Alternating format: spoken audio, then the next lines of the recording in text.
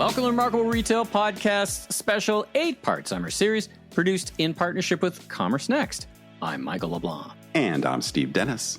This summer, we're mixing up our format to bring you fast-paced interviews with top retail industry leaders, all of whom graced the stage earlier this summer at the CommerceNext Growth Show in New York City. We'll be back with our regular format and Season 11 on Tuesday, September 2nd. In this episode, we sit down for an engaging conversation with Jeannie Yoo, CEO of Draper James, the lifestyle brand founded by Reese Witherspoon. Jeannie shares her impressive retail journey and how she's leading the brand through its next chapter of growth, from celebrating 10 years with a decade tour to embracing human-centric retail and preparing for AI-enabled leadership. Tune in as we explore celebrity branding, customer connection, and the values powering Draper James' exponential growth strategy. Jeannie, welcome to the Remarkable Retail Podcast here at CommerceNext Growth Show. How are you today? I'm very well. Thank you for having me. Yeah, you're surviving the heat in New York. I am. I'm staying indoors as much as possible. I know it's boring to talk about the weather, but just for our listeners, it's a little steamy here. We tried that last night. We were at a dinner at a fantastic Thai restaurant, and when we walked in, it was a very authentic experience. Their air conditioning was broken. Humid. So, yes, it was. I have to say the food was spectacular, and it felt like I was sitting in right in time. So hot.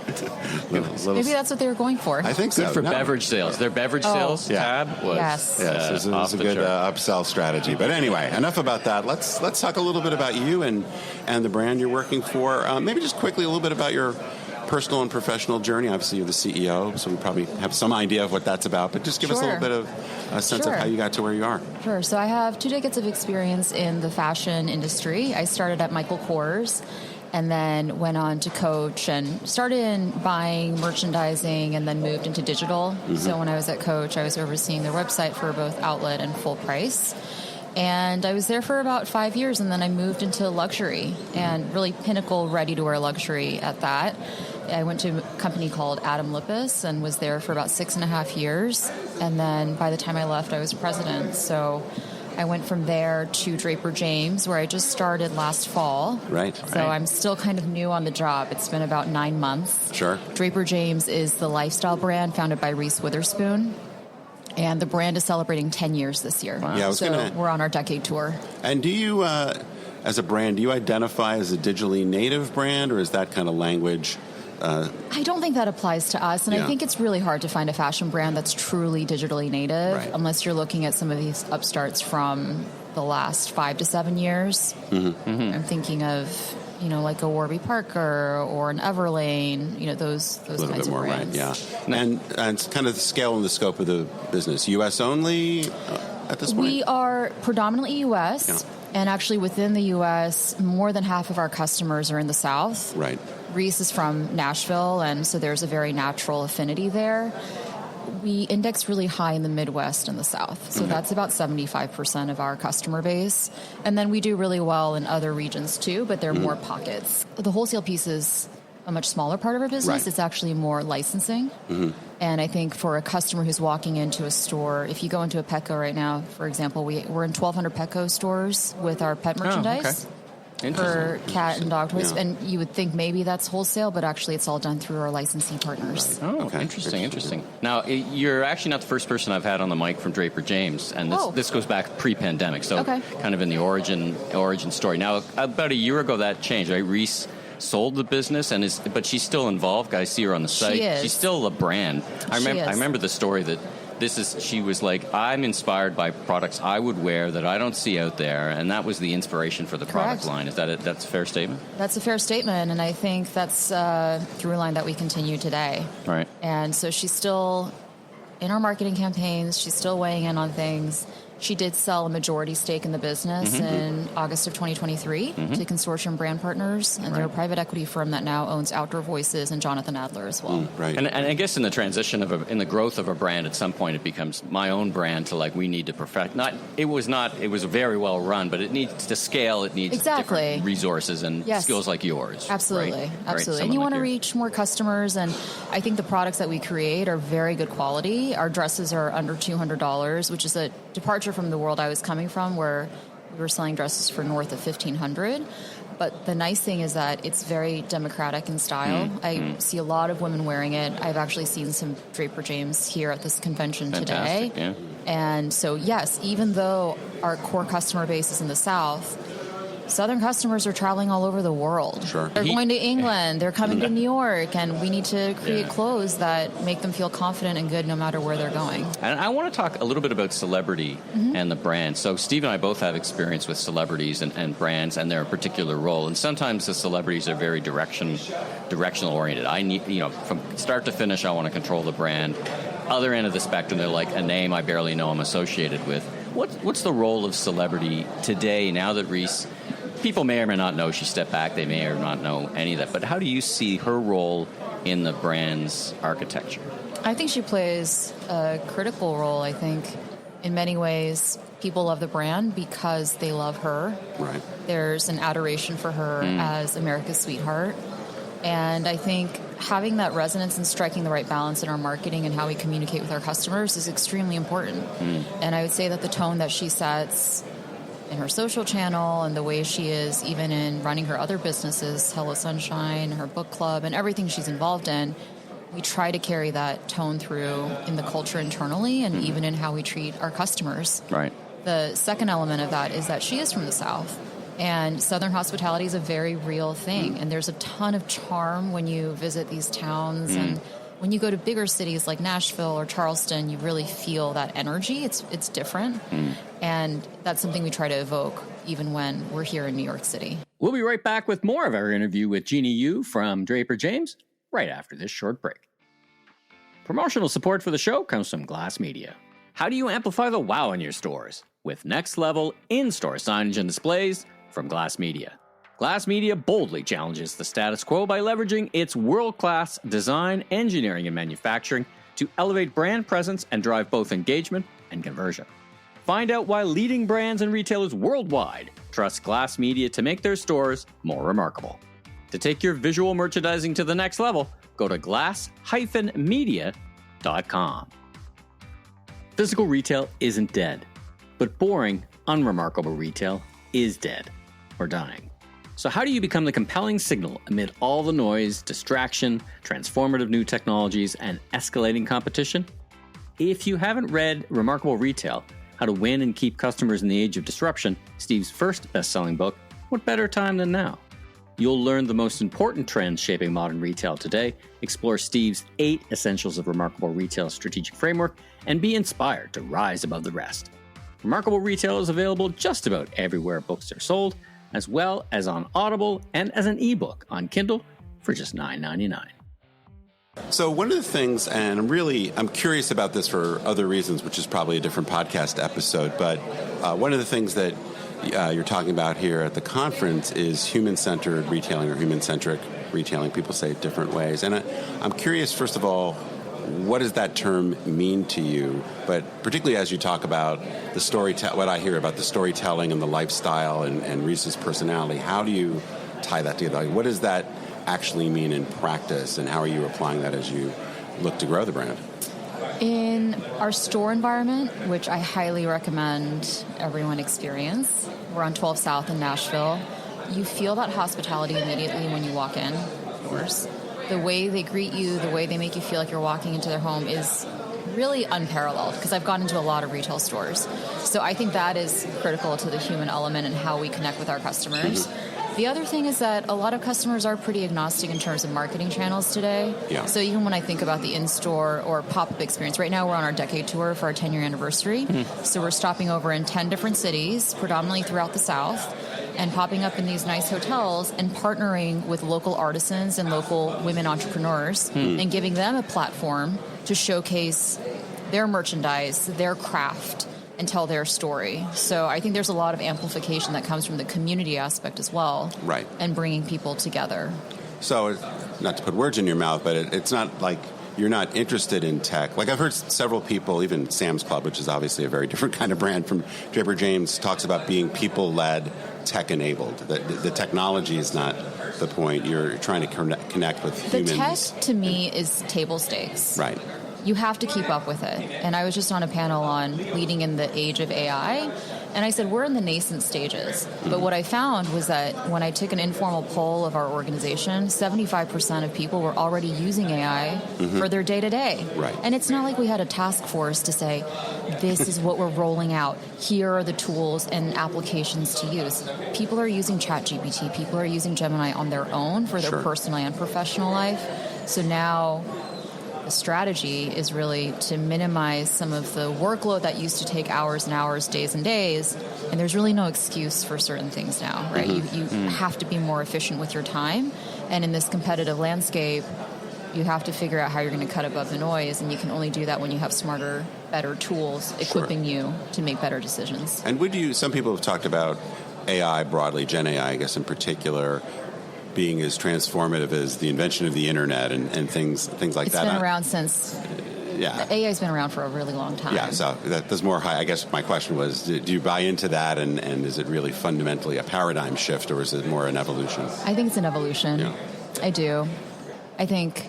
you go from faxes to emails. You go from rudimentary formulas in a calculator and a TI-83 to elaborate Excel formulas. You can write scripts. All of these things empower us to do our jobs better. Sure. One other just quick, more, I guess, a leadership question. Since you've worked at, had a number of very, very important roles at some very impressive brands, what have you found from a leadership perspective that has been most beneficial to you in coming to a brand like Draper James at this stage of their maturity in particular? I feel like I was uniquely suited for this role because I came from really big brands like Michael Kors and Coach. And when I was at Coach, it was during a time of brand transformation. So we had a new creative director start within my first 10 months, new CEO, and it felt like every 5 to 10 months, something was changing within the organization, and we were evolving how we were running reports, how we were looking at things, what are the metrics that mattered. And so I took those learnings, and then I went to a much smaller company, and again, it was in Pinnacle Luxury, and suddenly I found myself not really going for what was the most democratic in terms of product appeal, and instead it was really about serving a very niche customer and learning everything about your customer.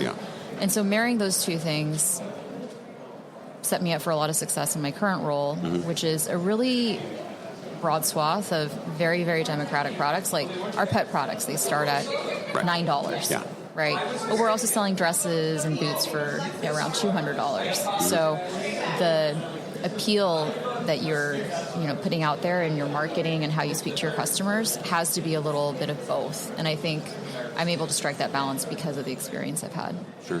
Interesting. Does that answer your question? Okay. Yeah, that's great. 100%. I want to pick up on your table stakes mention. Sure. And so we sometimes interview brands that we call special, not big.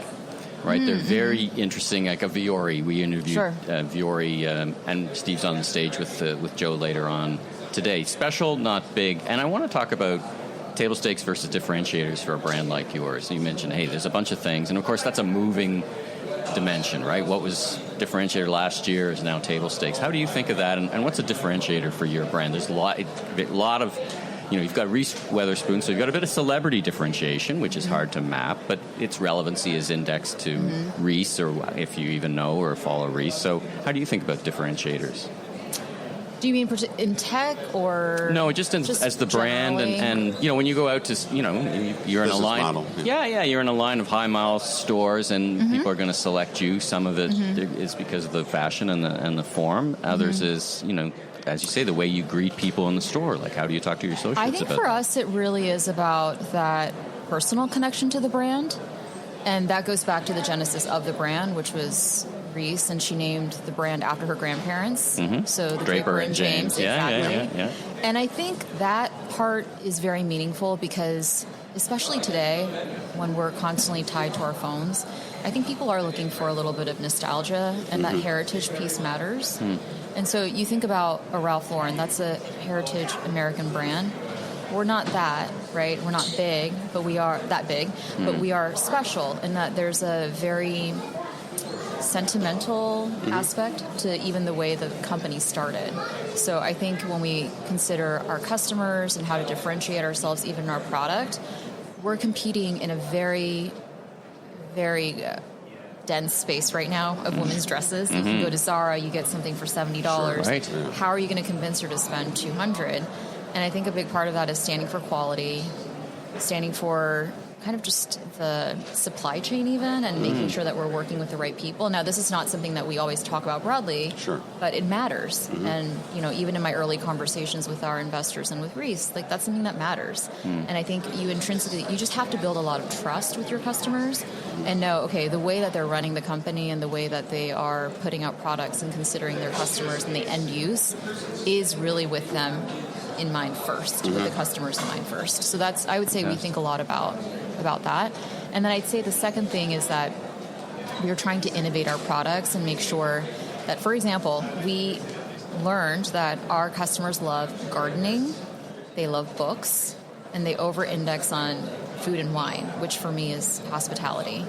And food and wine, to me, is something that you really engage in. Yes, food is a necessity, but it's also celebratory. When you're going out to restaurants or you're going out to a hotel because you're celebrating something, generally there's a lot of joy in that. And I think people need to feel a lot of joy when they see and wear our clothes. So I'd say that element is extremely important in differentiating our product. Fantastic. We'll be right back with Draper James CEO Jeannie Yoo after another quick break. Promotional support for the show comes from Find Mine. Why choose between brand storytelling and driving business results when Find Mine delivers both? Find Mine's innovative enterprise platform generates breakthrough customer experiences for top brands like Lululemon and Ann Taylor. And this fall, Find Mine's democratizing the magic with a new GPT-style system for marketers, merchandisers, and product managers that adds improved features to your customer journey without enterprise contracts or getting stuck in product development backlogs. To get a jump on the competition, join the waitlist today at findmine.com/remarkable retail. What's retail's biggest blind spot? The fitting room. A shopper wants to buy, but can't get the help they need. That's why global brands partner with Crave Retail, the market leader in smart fitting rooms. Crave connects that moment to your business, giving shoppers a voice, associates real-time alerts, and teams the data to buy smarter. The result? Higher conversion, better decisions, a seamless experience. Learn how fast you can elevate your fitting rooms at craveretail.com. Last question for you from me, and then I'll pass the mic back to Steve to say farewell. Is what's next for the brand? You've obviously, I say obviously, but everyone has growth in mind. I didn't know you had pet products, for example. But what is international expansion, perhaps? What's next for you? We still have a lot of opportunity in North America, so that's going to continue to grow. I like how you said North America. So my North America includes. The Canadians are always like, North America. But I heard you say you're from Toronto. So when is your store open? Would you like to help us open our store in Toronto? Well, as it turns out, there's a whole lot of empty space now in Canada with the demise of Hudson's Bay. It's a bit big, probably a bit bigger than you need. Yeah, just slightly. But it's also Mexico. So talk about North America a bit. Absolutely. So we have started having conversations about expansion throughout North America, both in the retail and wholesale space. And then actually I should add on the third, which is licensing. And so I think that's really exciting. And then international is on the roadmap, but a little further down. I'd say that retail within our DTC division is probably the most pressing opportunity right now. I think people want to kind of get back out in shops. I was down in Charleston recently, walking King Street. It's crowded. People want to shop in person. And even if they don't convert in store, they want to see, touch, feel. They want to experience things, right? And then maybe they go online and buy, and that's fine. One last question, actually, I'll add, and if you don't want to answer it, it's fine. Sure. Are there any brands that you look to for particular inspiration where you say their growth strategy, not necessarily women's business, but are there any where you say, wow, they have really taken something to the kind of level and been disciplined about it, maybe in a way that some others haven't been? Because certainly there have been some brands in the last 10 or 15 years that emerged that have kind of flamed out. Right, that happens a lot. Yeah, so any that you really take inspiration for or really impress you? Nothing comes to mind immediately, but a lot of times I actually draw inspiration from different verticals, not necessarily fashion. Yeah. So even in the home goods space, Frontgate, I get a catalog from them. They email me. I don't think I receive texts from them. But what's very effective is that when I once had a problem with an umbrella I'd bought, like an outdoor umbrella, I called customer service, and usually you prepare yourself for the journey. Gird and yourself. you're going to pull your hair out, and you put it on speakerphone, and then you're multitasking, right? Someone answered the phone within 20 seconds, greeted me by my name, knew my order, knew exactly what I didn't have to have a confirmation number, nothing. And that level of personal service, I thought, was very inspiring. Interesting, yeah. So I'd say that's probably the first example that comes to mind. Excellent. Well, this has been a great conversation. Thanks for making some time Thank for you. us. It's a busy schedule, no doubt, and we're very eager to see what's next for Draper James and for you personally. And Thank you. Thanks for coming on the Remarkable Retail Podcast. Thanks so much. Thanks for having me. Thanks for listening. Please don't forget to give us that 5-star rating and review wherever you enjoy your podcast. And be sure to subscribe and check out our latest retail store tour videos on the Remarkable Retail Podcast YouTube channel.